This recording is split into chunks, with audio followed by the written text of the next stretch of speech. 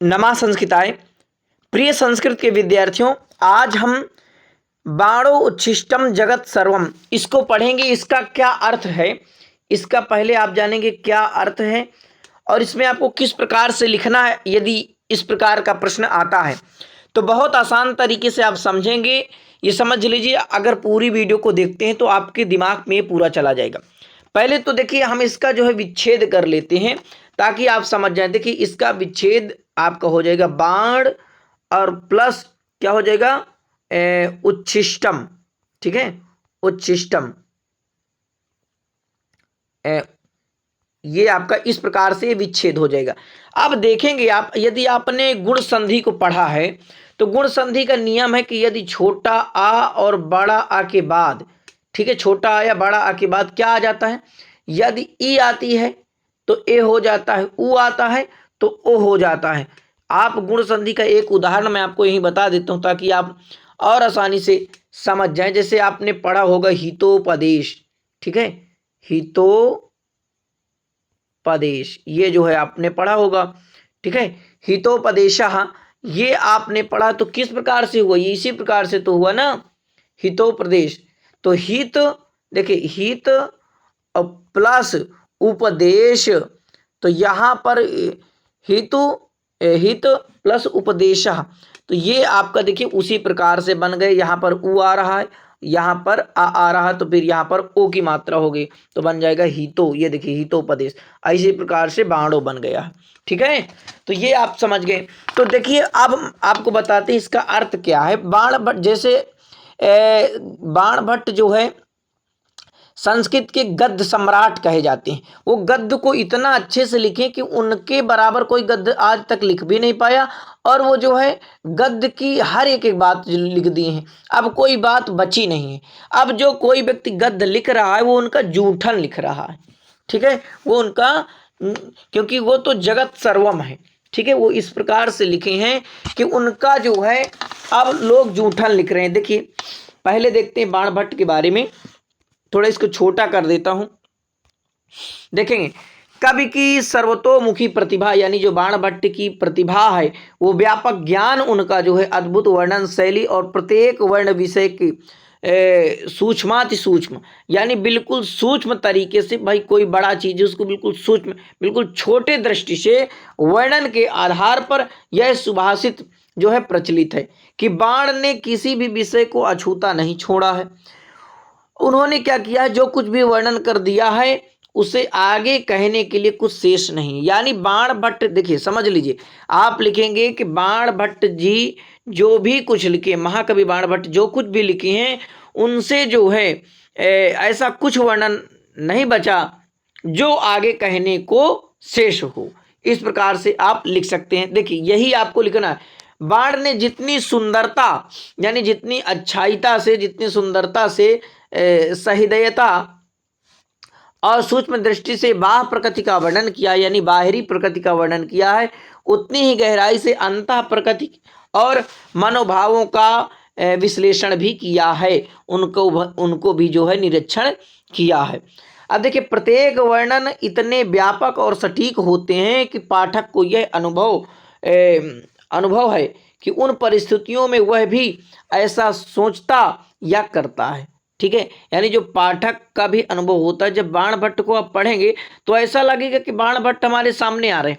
आपको जो जो ये लिखे हैं आपको लगेगा कि हाँ सच में यही चीज अभी भी चल रहा, यानी वो जो है बिल्कुल अनुभव आपको हो जाएगा। पाठक हम पढ़ने वाले तो हमें बिल्कुल अनुभव हो जाएगा। इस प्रकार से प्रातः काल का किस प्रकार से इन्होंने वर्णन किया, इनका जब प्रातः काल पढ़ेंगे किस प्रकार से, संध्या वर्णन, शूद्रक का वर्णन आप पढ़िए, एक राजा शूद्रक है उनका फिर पढ़ेंगे आप, चंडाल कन्या का वर्णन पढ़ेंगे आप, विंध्याटवी का वर्णन पढ़ेंगे, सबर सैन्य वर्णन पढ़ेंगे, जाबाल्या श्रम वर्णन पढ़ेंगे, यानी जाबाली जो ऋषि हैं उनके आश्रम का वर्णन जब आप पढ़ेंगे तब देखेंगे, जाबाली वर्णन पढ़ेंगे, उज्जैनी वर्णन को पढ़ेंगे, तारापीड़ वर्णन को पढ़ेंगे, तो आप किस प्रकार से समझेंगे कि भाई बाण ने किस प्रकार से लिखा है।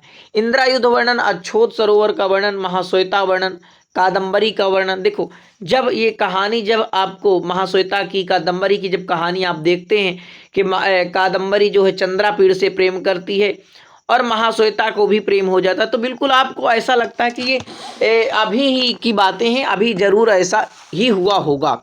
और तो इस प्रकार से बाकी ये एक काल्पनिक कथा है, ये समझ लीजिए। ये एक जो है आपकी कादंबरी क्या है, एक काल्पनिक कथा है, कोई सच्ची में घटना नहीं घटी है कि भाई कोई कादंबरी थी, कोई जो है महाश्वेता थी। ये इन्होंने काल्पनिक पात्र लिया है अपने मन से पात्रों को लेकर, और देखो कितना अच्छा लिखा कि आपको लग रहा है कि ऐसा जरूर हुआ होगा। ठीक है, तो इन्होंने कादंबरी वर्णन और महाश्वेता वर्णन आदि में बाण ने अपने ही वर्णन ही नहीं किया, अपितु प्रत्येक वस्तु का सजीव चित्र भी उपस्थित कर दिया है। इनका जो है ये वर्णन ही नहीं किया, बल्कि इस प्रकार से इन्होंने लिखा है कि आपको लगेगा कि भाई ये सजीव चित्र उपस्थित कर दिए हैं। इसी प्रकार विलासवती के, यानी जो विलासवती रानी विलासवती, उसके जब पुत्र नहीं होता, पुत्र ही हीनता जन्य विषाद का वर्णन किस प्रकार से बाणभट्ट करते हैं। चंद्रापीड़ को देखकर स्त्रियों के हाव भाव का वर्णन करते हैं कि जब चंद्रापीड़ युवा है, नौजवान है, 18 साल का लड़का है और राजा भी है, तब उसको देख करके जो स्त्रियां हैं बड़े ही हाव भाव से लेती हैं। ठीक है, पुंडरीक को देखकर महाश्वेता के प्रेमोद्रक का वर्णन करते हैं कि महाश्वेता को किस प्रकार से पुंडरीक के चेहरे पर आकर्षण होता है, प्यार होता है। चंद्रापीड़ को देखकर कादंबरी के हार्दिक भावों का वर्णन किस प्रकार से आप पढ़ेंगे कि जब चंद्रापीड़ को देखती है कादंबरी, तो कादंबरी तो पहले महाश्वेता के दुख से अपनी शादी करने के लिए इनकार कर रही थी, लेकिन फिर जब जो है चंद्रापीड़ को देखती है तब जो है शादी करने का एक बार मन आ जाता है और उस पर खो जाती है। तो फिर जो है वो उस पर जो है शादी करने के लिए एक बार तैयार हो जाती है। आगे देखेंगे तो इसी ये जो है भावों का वर्णन है। पुंडरीक की जब मृत्यु हो जाती है, आप देखे होंगे जब पुंडरीक जो श्वेत केतु के जो है पुत्र हैं, उनकी जब मृत्यु हो जाती तब महाश्वेता जो होती है, यानी कादंबरी की जो सखी है महाश्वेता, कपिंजल के विलाप का वर्णन जो है बाणभट्ट ने किस प्रकार से किया आप देख सकते हैं। बाण की हार्दिक संवेदना और हृदयता का परिचायक है, वो बिल्कुल अपने हृदय में ऐसी घटना को लिए हुए हैं। आगे देखेंगे तो चंद्रापीड़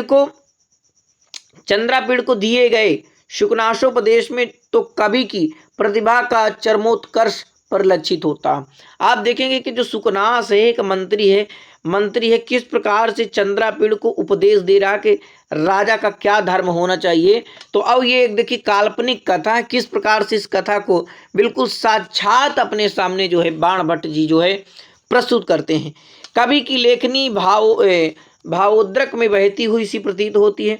शुकनाशोपदेश में ऐसा प्रतीत होता है कि मानो सरस्वती साक्षात मूर्तिमती होकर बोल रही हैं। ऐसा लग रहा है कि साक्षात जो है सरस्वती माता ही बोल रही हैं।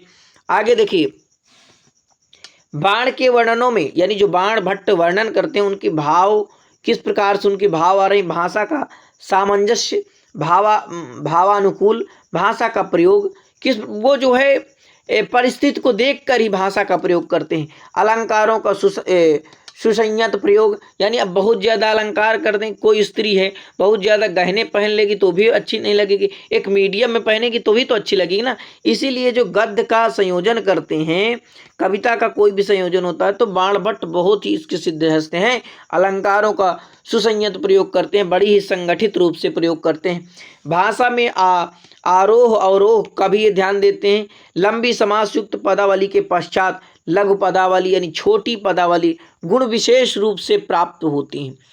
प्रत्येक वर्णन, यानी जो बाणभट्ट का प्रत्येक वर्णन में पहले विषय का सांगोपांग वर्णन मिलता है, यानी पूरा जो है वर्णन मिल जाता है, बड़े समस्त पद मिलते हैं। तत्पश्चात इसके बाद श्लेष मूलक उपमाएं और उत्प्रेक्षाएं, तदंतर जो है यानी तदंतर इसके बाद जो है विरोधाभास और परिसंख्या से जो है समाप्ति होती। यानी ये जो अलंकार पहले उपमा उत्प्रेक्षा और इसके बाद तदंतर, इसके बाद जो है विरोधाभास और परिसंख्या अलंकारों से जो है इनकी समाप्त होती है।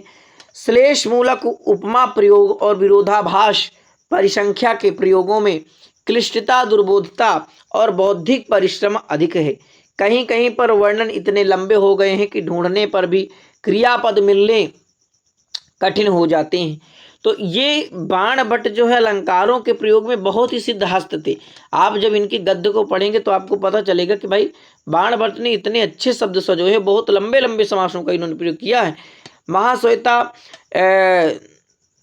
ये देखिए यहाँ हो जाते हैं। और महाश्वेता दर्शन में एक वाक्य यानी 67 पंक्ति का है, और कादंबरी दर्शन में तो एक वाक्य 72 पंक्ति। अब समझ लो इतने बड़े बड़े वाक्य इन्होंने प्रयोग किया। विशेषणों के विशेषण जो हैं, विशेषणों की परंपरा इतनी लंबी हो जाती है कि मूल क्रिया लुप्त सी हो जाती है, और कथा प्रवाह तो प्रयागस्थ संगम हो जाता है। जैसे आप देखें संगम में गंगा यमुना सरस्वती हो जाती हैं। इसी प्रकार से इतना ये बढ़ा चढ़ा करके बाणभट्ट बातें लिख दिए हैं कि एक एक शब्द जो है, समझ लीजिए एक वाक 67 पंक्ति का बताओ है, और एक वाक 72 पंक्ति का। 72 पंक्ति समझ रहे हैं? पंक्ति इस प्रकार ये पंक्ति होती है ना, ये पंक्ति इस प्रकार से ये पंक्ति है। तो आप समझ सकते हैं बाणभट्ट को अच्छे से। आगे आप लिखेंगे कि सरस्वती की भांति अदृश्य हो जाता है। ऐसे वर्णनों में वर्णन का सुरस्य रह जाता है, परंतु कथा प्रवाह पद पद पर प्रवाहित हो जाता है।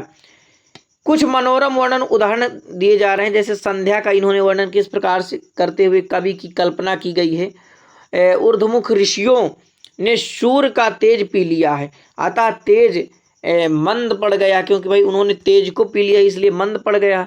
सप्तऋषियों को पैर ना लग जाए, इसलिए मानो सूर्य ने अपने पैर किरण समेट लिए हैं। तपोवन की धेनु की तरह संध्या मानो दिन भर कहीं धूप कर अब आ गई है।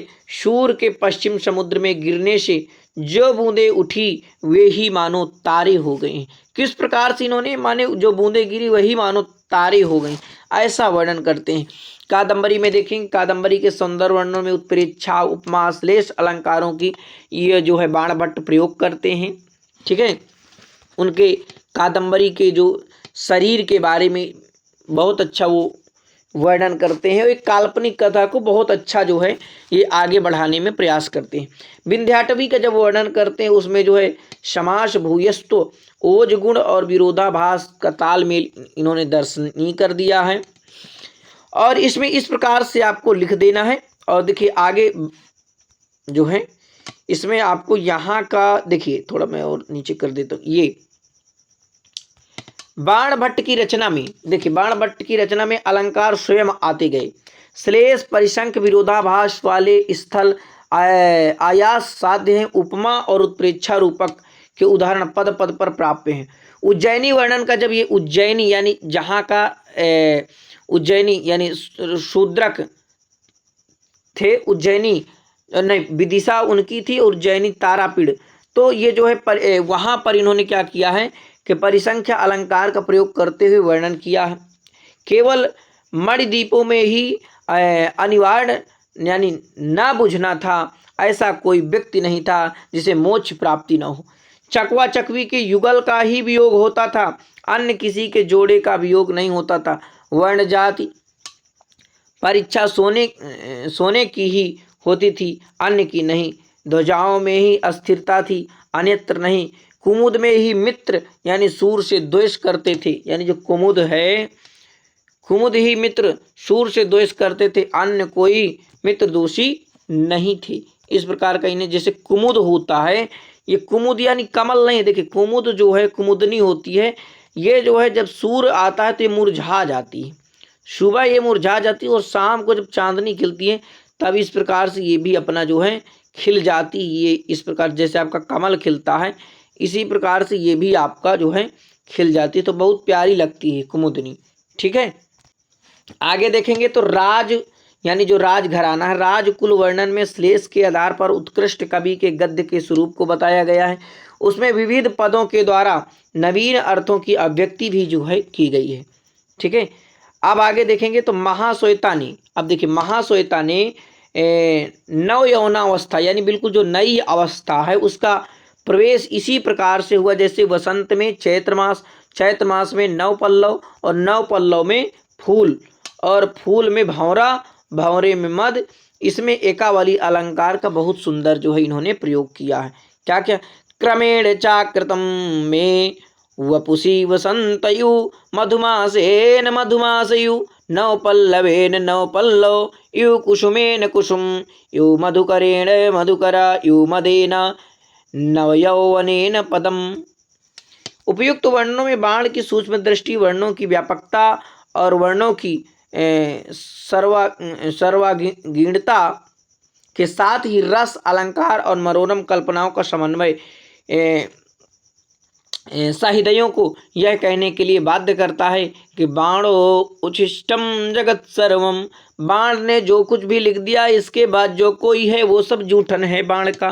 तो ये इसका अर्थ रहा। इस प्रकार से आप लिख सकते हैं कि ये जो है रस, अलंकार में जो है सूक्ष्म दृष्टि या वर्णों की व्यापकता के वर्णन में जो है बाणभट्ट सिद्धहस्त कवि हैं। इस प्रकार से आप लिख सकते हैं। तो अपने मित्रों तक जरूर शेयर करिए। आप सभी का बहुत बहुत धन्यवाद। नमः संस्कृताय।